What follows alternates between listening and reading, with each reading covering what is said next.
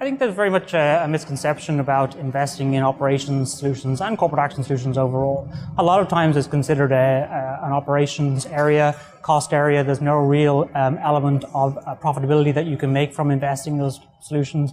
But you have to think about it also from the perspective of it's actually infrastructure that your firm is relying on. Infrastructure that, like if you think of it from a road perspective within a country, that if you don't invest in that infrastructure, you're going to have a lot less ability to grow as an organization and ability to invest as an organization and gain new clients. There continues to be a lot of organizations that say, well, people can continue to do this work. We don't need to invest in our applications itself.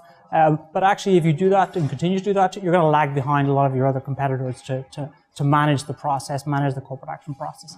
Also, I think corporate actions, while seen as a back office or operational process, is actually really something that impacts the front office too. There's decisions that need to be made, and those decisions need to be made quite quickly. The time lag that organizations want to have to complete that decision process should be as long as possible. But they're not able to do that because of the capabilities of their operations team or the capabilities of the applications that they're using today. Having an application that's real time, that can transfer information right from the decision maker through to the issuer in a real time basis will really actually improve that and make sure that from an information perspective, the decision maker, the beneficiary, the trader, etc., can really make that right decision and do it right up to the wire, right up to the end of the time, so they can complete that and actually have a good impact on their overall investment.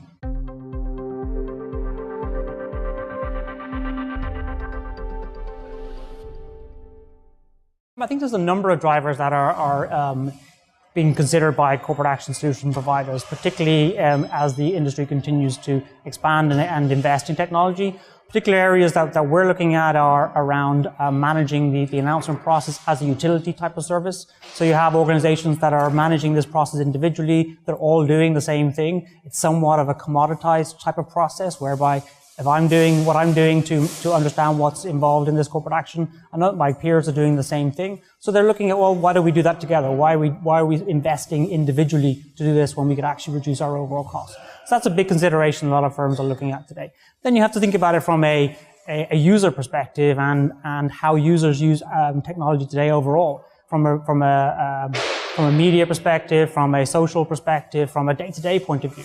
So again, users are using technology every day, and to use something that's quite legacy and old within their work life becomes a hindrance to them. So things around how can we manage the announcements of the corporate actions. So I'm not saying we're going to get to a point soon where you have Alexa announcing your corporate actions to you, or you have Google telling you what payments are being made out today. But you may have things where you could ask the question, well, what's impacting my portfolio today, and what corporate actions are going to happen on my investment in this particular area. So there are, again, things that we're looking at potentially in the future, but I really think it's driven by how people use technology today and what they're doing with that technology that's going to drive the usability and the infrastructure for us.